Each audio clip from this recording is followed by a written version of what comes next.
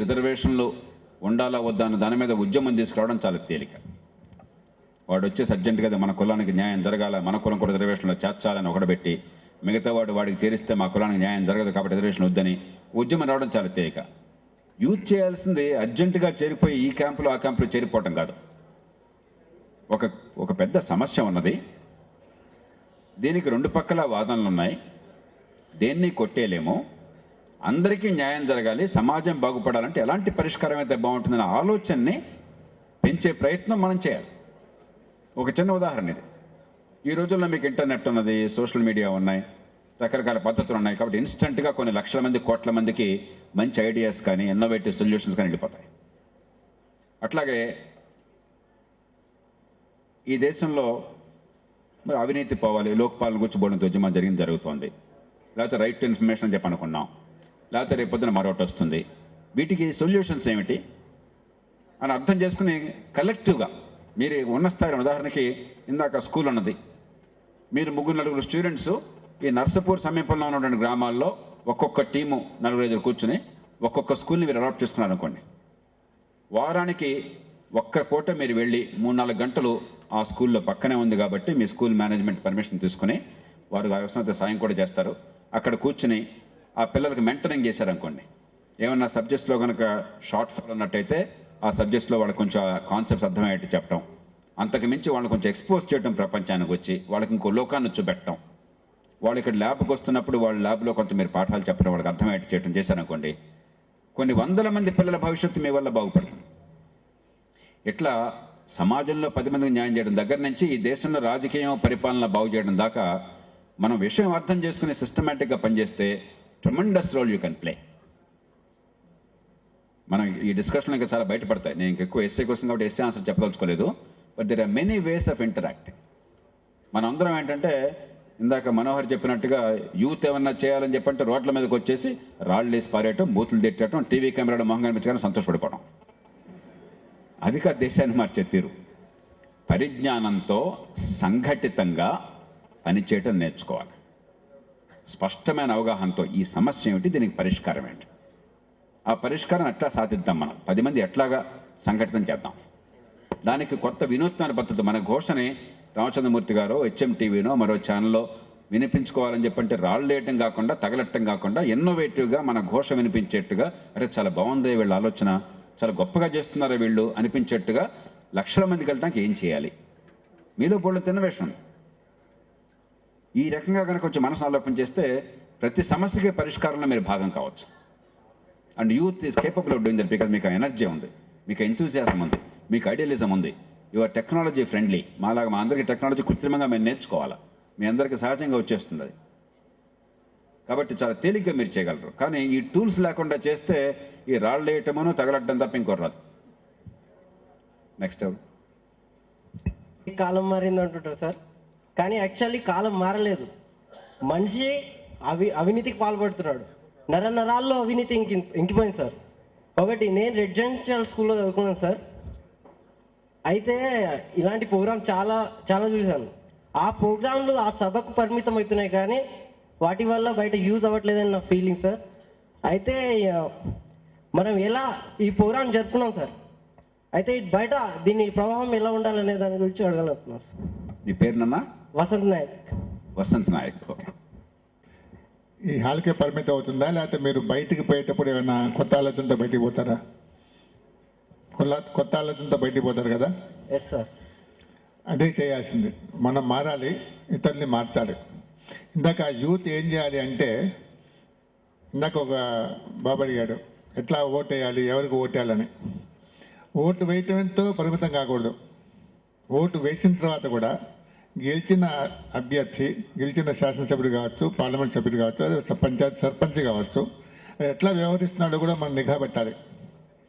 అతనైనా తప్పుగా ప్రవర్తిస్తే నిలదీసి అడగాలి. మన ఏదో చెవిలో ఇయర్ ఫోన్ పెట్టుకొని పాట వినుకుంటూ పోకూడదు. అక్కడ అన్యాయం జరుగుతుంది కళ్ళ ఎదురుగా. సామాన్యంగా ఇప్పుడు యూత్ అది చేస్తోంది. వాళ్ళ గొడవలో వాళ్ళ లోకంలో వాళ్ళు ఉంటారు, పక్కన ఏం జరుగుతుందో పట్టించుకోరు, పక్క అపార్ట్మెంట్లో ఏం జరుగుతుందో పట్టించుకోరు. వీధిలో పోతుంటే కూడా పక్కన యాక్సిడెంట్ అయ్యి కింద పడిపోయినా కూడా మనం పోతూనే ఉంటాం చూడకుండా. అటువంటి వైఖరి మానుకోవాలి. ప్రెస్టీజ్ని నేర్చుకోవాలి, నేర్పాలి. చట్టపాలన అమలు జరుగుతుందో చూడాలి. ఇతర దేశాల్లో, ప్రబుద్ధ దేశాల్లో, బాగా పాశ్చాత్య దేశాల్లో, అభివృద్ధి చెందిన దేశాల్లో చట్టాలు చేసుకుంటారు, దాన్ని అమలు చేస్తారు. మనం చట్టాలు చేసుకుంటాం, వాటిని ఉల్లంఘిస్తాం. అది ఉల్లంఘించకుండా చట్టం ప్రకారం పరిపాలన సాగుతుందా లేదా, లా ఎన్ఫోర్స్ అవుతుందా లేదా మనం చూసుకోవాలి. అట్లా జరగనప్పుడు ప్రశ్నించాలి. ఒకరు కాబట్టి నలుగురు ఎదుగుడు సంఘటితమై ప్రశ్నించాలి. దానికి మనకు చట్టాలు ఉన్నాయి. ఇప్పుడు జయప్రకాష్ నారాయణ గారి చొరవతో వచ్చిన ఆర్టీఐ చట్టం ఉంది. దాన్ని ఉపయోగించుకొని మనం ప్రశ్నించడం నేర్చుకోవచ్చు. అది లెక్కలు అడగచ్చు, మొత్తం అసలు వివరాలు అడగచ్చు. అడగటం, ప్రశ్నించడం మనం నేర్చుకొని ప్రశ్నించే వాళ్ళ వెంట మనం ఉండి వాళ్ళని ప్రోత్సహించినప్పుడు సమాజంలో మార్పు వస్తుంది. నిరాశ చెందాల్సిన అవసరం లేదు. సమాజం మారుతోంది. మీలాంటి యువకులు చాలామంది చాలా చోట్ల చాలా మంచి పని చేస్తున్నారు. హైదరాబాద్ నగరంలో కూడా ఉస్మానియా యూనివర్సిటీ విద్యార్థులు వీధుల్లోకి పోయి చెత్తాచెదారం ఉంటే అవన్నీ క్లీన్ చేస్తున్నారు. ఎక్కడైనా వృద్ధులు అనాథలుగా పడి ఉంటే వాళ్ళని తీసుకుపోయి హాస్పిటల్లో చేరుస్తున్నారు. మంచి పని చేస్తారు. మనం కూడా మన ఇళ్లలో ఉన్న వృద్ధుల్ని ఆదరించాలి. వాళ్ళ దగ్గర పోయి కూర్చోవాలి. వాళ్ళకి గంట స్పేర్ చేయాలి. వాళ్ళు చెప్పేది వినాలి. ఎట్లా మనం ఇతరులకి మనం ఆనందం పంచుతాం అనేది కూడా చూడాలి. యువత చేయాల్సిన పనులు చాలా ఉన్నాయి. ఎందుకంటే దేశం అంతా మీ మీద ఆశ పెట్టుకుంది కాబట్టి మీ కుటుంబంలో కూడా మీరు ఎప్పుడు వాళ్ళని పట్టించుకుంటారని చూసే వాళ్ళు చాలామంది ఉంటారు. మీరు 10-12 ఏళ్ళు వచ్చినాక మిమ్మల్ని వాళ్ళు సాగుతారు. దాని తర్వాత మనకి అంటే మీకు స్నేహితులు ఏర్పడి ప్రపంచం తెలిసిన తర్వాత వాళ్ళని పట్టించుకొని ఇంటి వాళ్ళు ఎదురు చూస్తుంటారు. పెద్దవాళ్ళు, ముఖ్యంగా తాతలు, అమ్మమ్మలు, నాయనమ్మలు, మీరు ఎప్పుడు వచ్చి మనోడు వచ్చి ఎప్పుడు కూర్చుంటాడు, మనవరాళ్ళు వచ్చి ఎప్పుడు కబుర్లు చెప్తున్నాను. వాళ్ళకు కూడా మనం కొంత టైం స్పేర్ చేయగలగాలి. అంటే మానవత విలువలు, మానవత దృక్పథం ఉంటే ఇట్లాంటివి సాధ్యమవుతాయి. అట్లాంటివి మనం అలవర్చుకోవాలి. Thank you. నేను ఇప్పుడు జేపీ గారి అనుమతితో నేను హైదరాబాద్ వెళ్ళిపోతున్నాను. ధన్యవాదాలు. ఒక క్వశ్చన్ అండి రాజేంద్రమూర్తి గారు, నేను ఒక క్వశ్చన్ అడుగుతున్నాను. Actual I got 2 questions. My name is Lakshmi Kishore. I'm working as an associate professor year. First JP గారికి అండి, తర్వాత రామచంద్ర. ఒక క్వశ్చన్ అండి మీకు.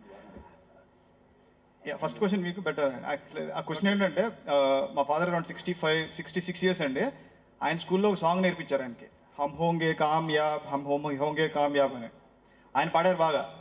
తర్వాత నేను పాడానండి. నేను కూడా అదే స్కూల్లో, మా స్కూల్లో most sought after song Mohammad Iqbal రాసినట్టున్నారు, అది నేను పాడాను. ఇప్పుడు మా పాప ఇక్కడ విష్ణు స్కూల్లో చదువుతుంది. ఆ అమ్మాయికి కూడా ఫస్ట్ ఇచ్చిన పాట హమ్ హోంగే కామ్యాబ్.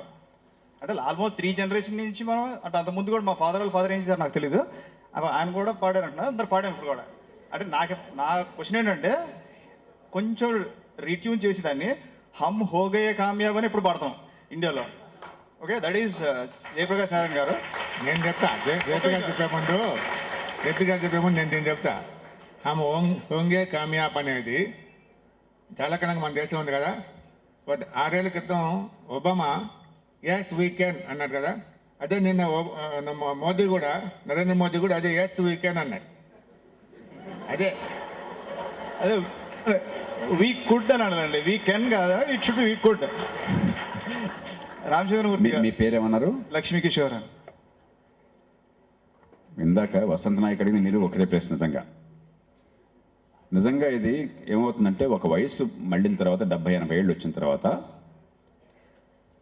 ఇంకా మనకి భూమి మీద కాలం చీరిపోయింది అనుకున్నప్పుడు చాలామందికి ఏం భావం కలుగుతుందంటే, ఈ లోకం అంతా కుళ్ళిపోయింది, ఈ సమాజం అంతా నాశనం అయిపోయింది, విలువలు పోయినాయి, ఈ కుర్రకారు అంతా చెడ్డవాళ్ళు, మా రోజుల్లో బోర్డంత క్రమశిక్షణ ఉండేది, మేమంతా పెద్దలను గౌరవించేవాళ్ళం, భయభక్తులతో ఉండేవాళ్ళం, వీళ్ళంతా క్రమశిక్షణ లేకుండా పైలాపరిస్థితి అనుకుంటుంటారు సాధారణంగా ప్రచారంలో.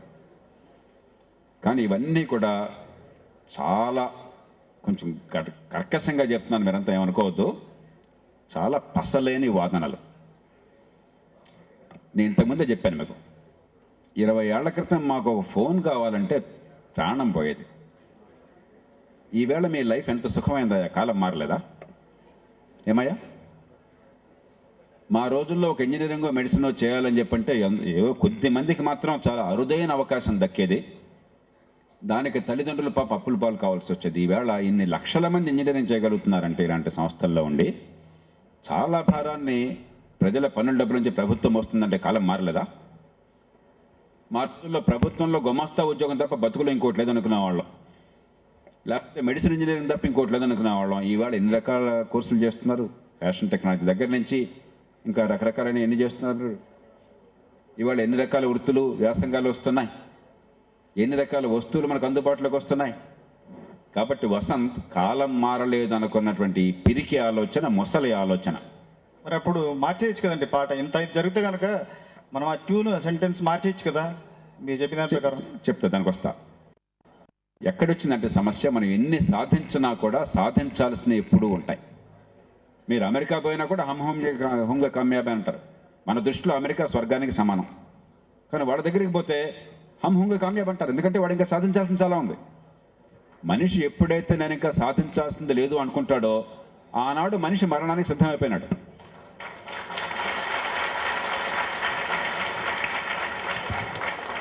ఎన్ని సాధించినా ఇంకా సాధించాల్సింది ఉంటుంది ఒకటి. రెండోది, ఎందుకు మనలో అసంతృప్తి ఉంటుంది అంటే, ఏం జరగట్లేదనే భావం ఎందుకు ఉంటుందంటే, టెక్నాలజీ మారినంత వేగంగా వ్యవస్థలు, సమాజం మారవు. ఓ చిన్న ఉదాహరణ ఇస్తాను. అమెరికాలో టెలివిజన్ 1950లో వచ్చింది, 40లో 50 కల్లా వచ్చేసింది. 1950 కల్లా కొన్ని కోట్ల ఇళ్లలో, కొన్ని లక్షల ఇళ్లలో టీవీలు వచ్చేసినాయి. అప్పుడు ఒక అమెరికన్ విమెన్ ఓటర్స్ లీగ్ అనే ఒక మహిళా సంస్థ ఒక ప్రతిపాదన చేసింది. ఏమని? రాష్ట్రపతి ఎన్నికలు, అమెరికన్ ప్రెసిడెన్షియల్ ఎలక్షన్లో, ఇదొకటి ఎంత మెడిగా, అమెరికన్ ప్రెసిడెన్షియల్ ఎలక్షన్లో లైవ్ డిబేట్ పెట్టి ఆ ప్రెసిడెన్షియల్ క్యాండిడేట్స్ ప్రజల సమస్యలకు సమాధానాలు చెప్తే ఎవరు పనికొస్తారో మనం నిర్ణయించుకోవచ్చు కదా, ఓటేయడానికి ఒక ప్రాతిపదిక ఉంటుంది కదా, అది పెట్టాలని ప్రతిపాదించారు. ఎప్పుడు? 1950లో. అది ఎన్నేళ్లకు నిజమైందో తెలుసా? అమెరికాలో 26 ఏళ్ళు పట్టింది. 1976లో నిజమైంది చివరికి. 60లో మధ్యలో వచ్చినా ఆపేశారు మళ్ళీ. 26 ఏళ్ళు పట్టింది. టెక్నాలజీ బాగా ఉన్న దేశంలో, బహిరంగ చర్చ బాగా ఉన్న దేశంలో, స్వేచ్ఛ బాగా వికసించిన దేశంలో, ప్రజాస్వామ్యం నిజంగా ఓటు కొనుగోలు ఈ రకమైన లేకుండా ప్రజాస్వామ్యం చాలా ఉచ్చస్థితిలో ఉన్న దేశంలో ఒక చిన్న మార్పుకి 26 ఏళ్ళు పట్టింది. టెక్నాలజీ లేకపోవటం కాదు, డబ్బులు లేకపోవటం కాదు. టెక్నాలజీ, డబ్బులు ఉన్నంత వేగంగా మానవ సమాజంలో మన ఏర్పాట్లు మారవు. అందుకని మనకు కొంచెం ఏమిటిది అని ఆందోళన కలుగుతుంది. అంటే అర్థం మారడం లేదని కాదు, ఇంకా వేగంగా మారాలని, ఇంకా ఎక్కువ మార్పులు రావాలని. గత 10-15 ఏళ్ళుగానే, ఇంతకుముందే రైట్ టు ఇన్ఫర్మేషన్ గురించి చెప్పారు ఇందాక. ఓ 10 ఏళ్ల క్రితం రైట్ టు ఇన్ఫర్మేషన్ వస్తుందంటే ఊహించలే ఎవరన్నా. వచ్చానో చచ్చానో అనుకున్నాం. ఈవేళ విధిగా రైట్ టు ఇన్ఫర్మేషన్ మనకి తెచ్చుకునే హక్కు మనకున్నది. అలాగే స్థానిక న్యాయాలయాల చట్టం, లోక్సత్తా పోరాడి దాన్ని సాధించింది, ఈవేళ అమలు కావట్లే. ఇంకా దానికి కారణం రాజకీయంలో ఉన్న వాళ్ళు, హైకోర్టులు అడ్డుపడుతున్నాయి. కానీ మనకి ఇవాళ ప్రతి చోట కూడా సులభంగా ప్రజలకు న్యాయం అందించే వ్యవస్థ ఉన్నది ఏర్పాటైంది. ఒకప్పుడు మంత్రివర్గంలో 90 మంది సభ్యులు ఉండేవాళ్ళు. మన రాష్ట్రంలో అంజయ్ గారు ముఖ్యమంత్రి ఉండగా 90 మంది మంత్రులు ఉండేవాళ్ళు. ఇవాళ సాధ్యంగా రాజ్యాంగంలో మార్పు వచ్చింది. 91వ రాజ్యాంగ సవరణ తీసుకొచ్చాం. ఒకప్పుడు పార్టీల నుంచి అటు నుంచి ఇటు నుంచి రోజు గంతులు వేసేవాళ్ళు. ఇవాళ రాజీనామా చేస్తే తప్ప పార్టీ మారే అవకాశం లేదు. రంగంలో మార్పులు వస్తున్నాయి, కానీ ఇంకా రావాలి. వచ్చిన మార్పులు చాలా, వ్యవస్థీకృతమైన మార్పులు రావడం కొంచెం సమయం ఎక్కువ పడుతుంది. అది సహజం ప్రపంచం అంతా కూడా. కాబట్టి హ్యూంగ కాండాకి అంతం లేదు, నిరంతరం ఉంటుంది. But we're improving, we can do better, we can do faster. అందుకోసం మన తాపత్రయం అంతా కూడా. కానీ అది రావాలంటే మనకు అవగాహన పెరగాలి. పరిజ్ఞానం కొంతమంది చేతుల్లో ఉంటే అది సమాజం మారదు. టెక్నాలజీ అయితే మారుతుంది, కానీ ఉపయోగపడితే వెంటనే మార్కెట్లో కొనేసుకుంటాం, ఒక్కడికి తెలిసిన చాలు. కానీ వ్యవస్థ మారాలంటే సమాజంలో ఎక్కువ మంది కొంత అవగాహన రావాలి. మనం పూనుకుంటే తప్ప ఇంకోటి మార్చేవాడు లేడు. అందుకోసం ఈ కార్యక్రమాలు. రామచంద్రమూర్తి గారు ప్రశ్న అడిగిన వారు వెళ్తానంటున్నారు. సార్, ఇది టీవీ గురించి అండి. ఒకటి స్ట్రైట్ ఫార్వర్డ్ క్వశ్చన్ అండి. ఈ మన ఛానల్, తెలుగు ఛానల్ ఎస్పెషల్ అండి, మోస్ట్ 24 అవర్స్లో ఒక్క ఈవెంట్ మీదే, అఫ్కోర్స్ బ్రేకింగ్ న్యూస్ అని 24 అవర్స్ బ్రేకింగ్ న్యూస్ కాదు జనరల్గా, కానీ బ్రేకింగ్ న్యూస్ అనేసి అదే చేస్తూ ఉంటారు. వేరే ఇండియాలో చాలా చాలా ఈవెంట్స్ నడుస్తాయి, చాలా మంచి మంచి కూడా నడుస్తాయి. ఇజ్రాయెల్ గురించి చదువుతున్నప్పుడు, నేను చదువుతున్నప్పుడు తెలుస్తుంది. జర్నలిజం రెగ్యులేటెడ్ ఉంటుంది. ఏదైతే దేశానికి మంచో అదే ట్రాన్స్మిట్ చేయాలి, దేశానికి హాని జరిగేది ఎక్కువ అంటే అది డిసైడ్ చేయడం అంతా అది వేరే విషయం. బట్ దేశానికి మంచి జరిగితే మాత్రం అది ట్రాన్స్మిట్ చేయాలంటారు. తెలుగు ఛానల్స్ కానీ మోస్ట్లీ తెలుగు ఛానల్స్ అండి. ఇప్పుడు జయప్రకాష్ నారాయణ గారిది ఎవరు తెలియదు, నేను ఓపెన్ ఏదో ఒక ఛానల్ మీద మూల వస్తుంది. అదే ఒక టీవీ ఛానల్లో ఇద్దరు సెల్ఫ్ ప్రొక్లెయిమ్డ్ లీడర్స్ ఉంటారు. వాళ్ళు కొట్టుకుంటుంటే అది గంటలు సేపు వేస్తారు, ఆ పక్కన సైడ్న బ్రేకింగ్ న్యూస్ అని పోతూ ఉంటుంది. ఎందుకు మన తెలుగు ఛానల్స్ ఓన్లీ ఒక చిన్న ఎమోషనల్ ఇష్యూస్ మీదే ఎక్కువ కన్సిడర్ చేస్తాయి? ఆంధ్రప్రదేశ్లో కానీ ఇండియా కానీ చాలా జరుగుతుంటాయి ఈవెంట్స్, వరల్డ్లో జరుగుతున్నాయి. ఎస్పెషల్లీ ఎంతమంది ఇక్కడ రూపీ డిప్రిషియేషన్ జరుగుతుంది, గోల్డ్ రేట్ పడిపోతుంది అడగండి, తెలియదు ఎవరికి. అదే ఈ లోకల్ లీడర్ గాడు ఏం మాట్లాడాడు, వేరే వాళ్ళ కేంద్రం వాళ్ళు ఎక్కడ తిట్టాడంటే మొత్తం వెర్బాటింగ్ చెప్తారు మన వాళ్ళు. తెలుగు ఛానల్స్ ఎందుకు చేయట్లేదు అట్లా? Why you concentrate only on very typical అంత యూస్ కానీ ఇష్యూస్ మీద? Thank you. Hello, sir. నా సలహా ఏంటంటే So my name is Avinash, sir. రాజకీయాలను విమర్శించేటప్పుడు కానీ, రాజకీయ నాయకులను విమర్శించేటప్పుడు కానీ, పత్రికలను విమర్శించేటప్పుడు కానీ, ఛానళ్ళను విమర్శించడం కానీ అన్నిటినీ ఒకటే ఘాటన కట్టవద్దు. అన్ని ఛానల్స్ మీరు చెప్పినట్టు లేవు. ఉదాహరణకి హెచ్ఎం టీవీలో ఎవరు కొట్టుకోరు, ఎవరి మధ్య తగువ పెట్టాం, వేడి ఉండదు, వెలుగు ఉంటుంది. అది నియమం, ఆ సూత్రం అది. మనం we should create light not heat అనేది మా సూత్రం. అన్ని ఛానల్స్ అట్లా ఉండవు, కానీ మెజారిటీ ఛానల్స్లో మీరు అన్న పరిస్థితి ఉంది. అంటే ఒక తెలుగు ఛానల్స్కే పరిమితమైన జాడ్యం కాదు, ఇంగ్లీష్ ఛానల్స్ ఎందుకంటే ఘోరంగా ఉన్నాయి. ఇంగ్లీష్ ఛానల్ మీరు చూస్తే, అది ముఖ్యంగా టైమ్స్ నౌ లాంటి ఛానల్ చూస్తే, సరిహద్దులో ఒక సైనికుడు చనిపోతే ఆ రోజుల్లో దాని మీద చర్చ జరుగుతుంది. అక్కడ పాకిస్తాన్లో రిటైర్ అయిన జనరల్స్ని కూర్చోబెడతారు, ఇక్కడ రిటైర్ అయిన జనరల్స్ కూర్చోబెడతారు, కొంతమంది డిఫెన్స్ ఎక్స్పర్ట్ని కూర్చోబెడతారు. ఏమిటి ఎంతకాలం అంటే ఊరుకుంటాం, ఎంతకాలం ఇట్లా ఉపేక్షిస్తూ కూర్చుంటాం? మన డిఫెన్స్ మినిస్టర్ ఏం చేస్తున్నాడు, గళ్ళు తొట్టుకుని కూర్చున్నాడా అని మాట్లాడిన సందర్భాలు కూడా ఉన్నాయి. అటువంటి కార్యక్రమాలు ఇంకా మన వాళ్ళు చేయట్లే అంతవరకు. మన వాళ్ళు కూడా రెచ్చగొడుతున్నారు, ఆవేశాలు రెచ్చగొట్టే ప్రసంగాలు చేస్తున్నారు, కార్యక్రమాలు పెడుతున్నారు. మన తెలుగు ఛానల్స్లో కూడా ముఖ్యంగా ఈ తెలంగాణ సమస్య వచ్చిన తర్వాత, ఇప్పుడు సమైక్యాంధ్ర ఉద్యమం వచ్చిన తర్వాత ఉద్యమాన్ని రాజేసే కార్యక్రమాలు చేస్తున్నామా అంటే వాస్తవం. తెల్లార్చే కార్యక్రమాలు చేసే ఛానల్స్ కూడా ఉన్నాయి, వాటిని చూడండి. ఛానల్స్ నీళ్ళలో మంచి కార్యక్రమాలు వస్తే వాటిని చూడండి, వాటిని చూడమని ఇతరులకు చెప్పండి. మనం చెడుని ఏం చేయలేం, మంచిని పెంచితే చెడు అదే తగ్గుతుంది. చెడు గురించే మాట్లాడుకోక్కర్లే. నేను చెప్పేది ఏంటంటే, ఈ కార్యక్రమం ఉంది, ఈ కార్యక్రమాన్ని నేను లైవ్లో చూపిస్తాను. నిన్న జూబ్లీ హిల్స్లో జయప్రకాష్ నారాయణ గారు ఒక కార్యక్రమం ఏర్పాటు చేశారు. అది ఇప్పుడు కాంగ్రెస్ వర్కింగ్ కమిటీ ఇచ్చిన నిర్ణయం తర్వాత ఏం జరగాలి, ఎట్లా సామరస్యంగా సమస్యను పరిష్కరించుకోవాలని కార్యక్రమాన్ని నిర్వహించారు. చాలామంది మేధావులు వచ్చారు, ఐఏఎస్ ఆఫీసర్లు వచ్చారు, ప్రొఫెసర్లు వచ్చారు, ఉద్యమకారులు వచ్చారు, అందరూ వచ్చారు. హెచ్ఎం టీవీ దాన్ని A to Z లైవ్ చూపించింది, ఈటీవీ కాసేపు చూపించింది, ఇంకే ఛానల్ చూపించలే. ఏం చెప్తాం దానికి, ఎందుకు చూపించలేదు? ఆ టైంలో ఆ ఛానల్స్ ఏం చేస్తున్నాయంటే కేసీరావు చేతగానివాడు, లగడపాటి దొంగ, వీళ్ళందరూ ఏం చేతకన్నా కూర్చున్నారు, సోనియా గాంధీకి వీళ్ళు తాబేదారులు, ఇట్లా మాట్లాడుతున్నారు. అది మనం ఏం చేయలేదు దాని గురించి. వాటిని మనం విమర్శించడం కంటే మంచి ఛానల్స్ చూడండి, జేపీ గారి కార్యక్రమం హెచ్ఎండీలో చూడండి, లేకపోతే ఈటీవీలో వస్తుంది చూడండి అని మీరు నలుగురు చెప్తే మంచిని పెంచినట్టు అవుతుంది. మిగతా వాళ్ళు కూడా వాటి వ్యూవర్షిప్ పెరిగింది అనుకోండి.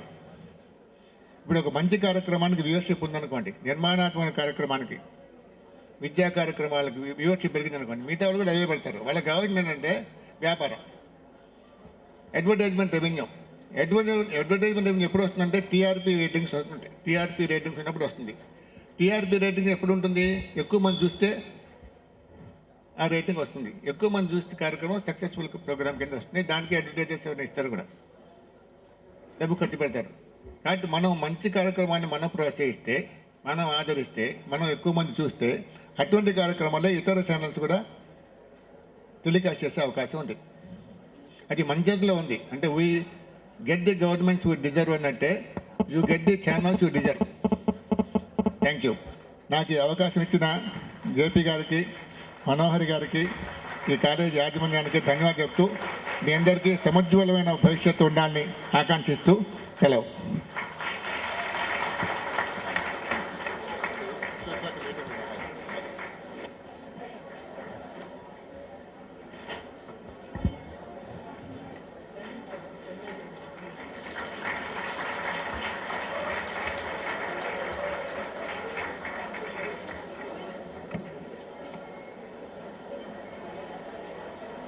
ఇందాక పెద్దలు రామచంద్రమూర్తి గారు చెప్పారు,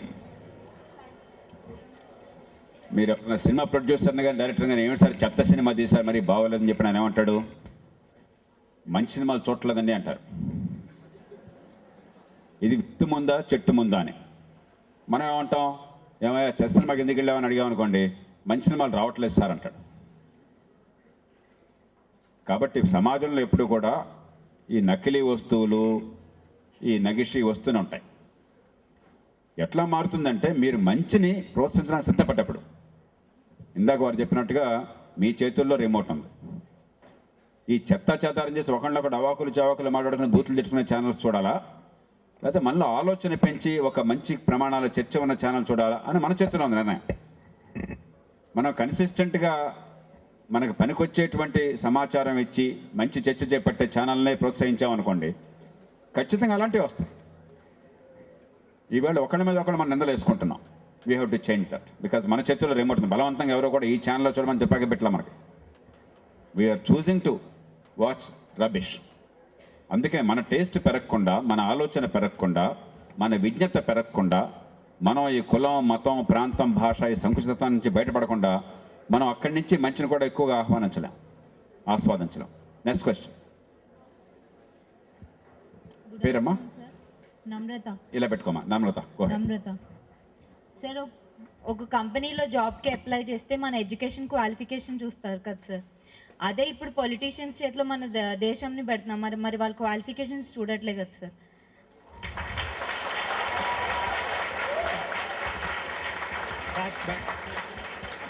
వెరీ గుడ్ క్వశ్చన్ అమ్మా. తప్పకుండా అసలు ఒక ప్రజాస్వామ్య సమాజంలో ఓటరుగా ఉండాలంటేనే ఎంతో కొంత పరిజ్ఞానం కావాలి. ఇంకా నాయకులు కావాలంటే గ్యారంటీ కావాలి. దానిలో అసలు వేరే చర్చకి ఆస్కారం లేదు. కానీ సమస్య ఏంటంటే క్వాలిఫికేషన్ ఎట్లా లెక్కెడతారు? మీరు బీఈ చదువుకుంటే, బీటెక్ చదువుకుంటే పనికొస్తారని అర్థమా? మీరు ఎంఏ చదువుకుంటే పనికొస్తారని అర్థమా? అంటే ఒక ఎడ్యుకేషనల్ క్వాలిఫికేషన్ డిగ్రీ సరిపోతుందా?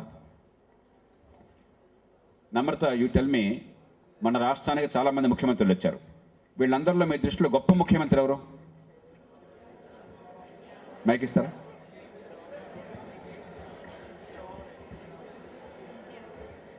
ఎన్టీఆర్. ఓకే, ఎన్టీఆర్. ఇంకో పేరు చెప్పండి. ఇంకో పేరు చెప్పండి. ఓకే. నా దృష్టిలో ఈ రాష్ట్రంలో ఇప్పటిదాకా ఉన్న ముఖ్యమంత్రి అందరికంటే ఇంగిత జ్ఞానం ఉండి మంచి పాలన ఇచ్చిన వారు జలగ వెంగళరావు గారు. జలగ వెంగళరావు గారు స్కూలు దాట్లా, ఆయన కాలేజీకి వెళ్ళా. ఎందుకు చెప్తున్నానంటే కాలేజ్ చదువో లేకపోతే పిహెచ్డీనో మరొకటో వద్దని కాదు నేను చెప్పేది. ఆ రకంగానే కొలవటం సరైనది కాదంటున్నాను. ఇంగిత జ్ఞానం కావాలి, సమాజాన్ని అర్థం చేసే శక్తి కావాలి, 10 మందికి కూడా స్ఫూర్తినిచ్చి ముందుకు నడిపించేటువంటి చతురత కావాలి, నిజాయితీ కావాలి. ఎన్టీఆర్ ఎందుకు గౌరవిస్తున్నాం? ఆయనలో మంచి మనసు ఉంది, నిజాయితీ కావాలన్న తపన ఉంది, పేదలకి సాయం చేయాలన్న తాపత్రయం అన్నది. పెద్ద మేధావి కానక్కర్లా. ఎన్టీఆర్కి డిగ్రీ ఉంది, కానీ డిగ్రీ ఉన్నా లేకున్నా నాకు బాగా గుర్తుంది, ఇవాళ 97వ రాజ్యాంగ సవరణ తీసుకొచ్చాను నేను గట్టిగా ప్రయత్నం చేసి. దానికి మొట్టమొదటి అంకురార్పణ జరిగింది 1995లో. సహకార సంఘాలకు స్వయం ప్రతిబద్ధదామని గట్టిగా వాదించాను నేను. ఎన్టీ రామారావు గారు నాతో, జయప్రకాష్ గారు నాకేం తెలియదు ఈ విషయం, నాది ముద్దుబుర్ర, మీరు కరెక్టేనా అన్నారు. కరెక్టేనండి, నా మీద నమ్మకం ఉంచండి అన్నాను. దేశంలో మొట్టమొదటిసారిగా ఈ రాష్ట్రంలో సహకార సంఘాలకు స్వయం ప్రతిబద్ధిస్తూ గొప్ప చట్టాన్ని తీసుకొచ్చాం. అదే చివరికి 97వ రాజ్యాంగ సవరణగా ఈ దేశంలో నేను తీసుకొచ్చే అవకాశం నాకు దక్కింది. ఎందుకని? అక్కడ ఎన్టీ రామారావు గారి జ్ఞానం కాదు విషయం, మంచి మనస్సు ఉన్నది, సంకల్పం ఉన్నది. ఈ జాతిలో ప్రజలకు మంచి జరగాలి, స్వేచ్ఛ వికసించాలన్నది ఇంగిత జ్ఞానం అన్నది. ఆయన డిగ్రీలు అనేది ముఖ్యం కాదు. అందుకని ఖచ్చితంగా మంచి అర్హత కావాలి. ప్రజాస్వామ్యంలో ఎన్నికయ్యే వాళ్ళకి అర్హతల్ని మీరు డిగ్రీ కాగితాలతో మనం కొలవలేరు.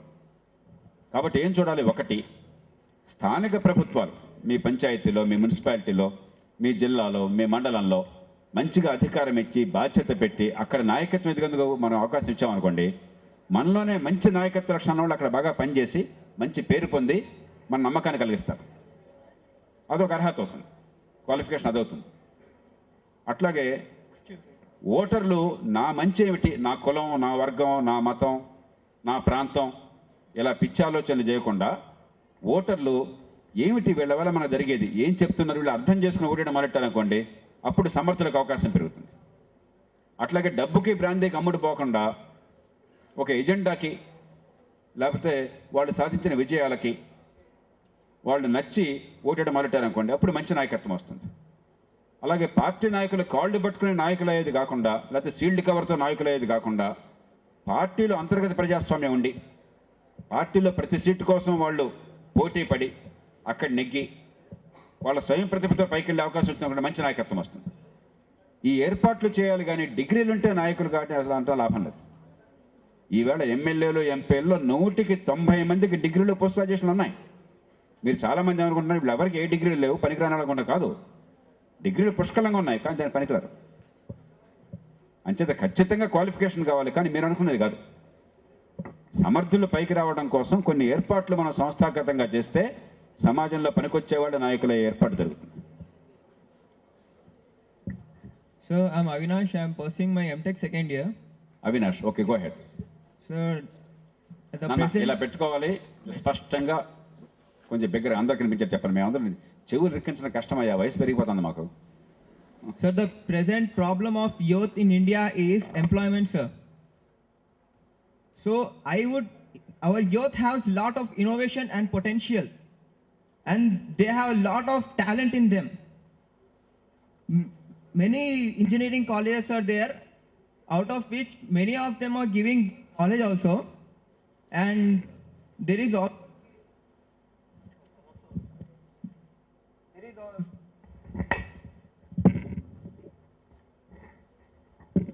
and many programs are being sponsored by central government also, but the major lacuna here is they are not being motivated in establishing their own industries, like we have small scale industries and other sort of small scale based industries. So I would like our government to initiate some policies. Avinash, very good question, I'm happy about this question. ఇప్పుడు employment ఎట్లా వస్తుంది ముందు మనం అర్థం చేసుకోవాలి. Employment అనేది శూన్యంలోంచి, గాల్లోంచి రాదు. 10 మందికి అవసరమైన వస్తువుల్ని, సేవల్ని, గూడ్స్ అండ్ సర్వీసెస్, దాని ఉత్పత్తి నుంచి ఎంప్లాయ్మెంట్ వస్తుంది. లేకపోతే గవర్నమెంట్లో లాగా ఊరికే జీతం ఇచ్చి కూర్చోబెట్టుకుంటే వాడు లంచం కోసం తిరుగుతూ ఉంటాడు, జీతం తీసుకుంటుంటాడు. అది ఎంప్లాయ్మెంట్ కాదు. Employment has to be A consequence of production of goods and services needed by the society. చిన్న ఉదాహరణ తీసుకోండి. మన దేశంలో 100 కోట్లకు పైగా మొబైల్ ఫోన్స్ ఉన్నాయి. ఏడాదికి 30 కోట్ల మొబైల్ ఫోన్స్ కొత్తగా కొంటూ ఉంటారు. యావరేజ్ మొబైల్ ఫోన్ 3 ఏళ్ళు ఉంటుందా ఇన్స్ట్రుమెంటు? మీరు చెప్పాలి, వాడుతున్నారు కదా ఏం బాబు? 2 ఇయర్స్. 2 ఇయర్స్ అంటే ఏడాదికి 50 కోట్ల ఫోన్లు కావాలి. దాదాపు 50 కోట్ల ఫోన్లు మనం ఇంపోర్ట్ చేసుకుంటున్నాం. ఫోన్కి 4,000 వేసుకోవచ్చు యావరేజ్నా? ఎంత వేసుకోవచ్చు ఫోన్కి? 5,000 వేసుకోవచ్చా? ఓకే, అంటే 2,50,000 కోట్ల రూపాయలు ఏడాదికి ఇంపోర్ట్ చేసుకుంటున్నాం. ఏమవుతుంది? డాలర్లు మనం వెచ్చించి ఇంపోర్ట్ చేసుకుంటే డాలర్ తగ్గిపోతున్నది, మనకి రూపాయి విలువ పడిపోతుంది, డాలర్ విలువ పెరిగిపోతున్నది.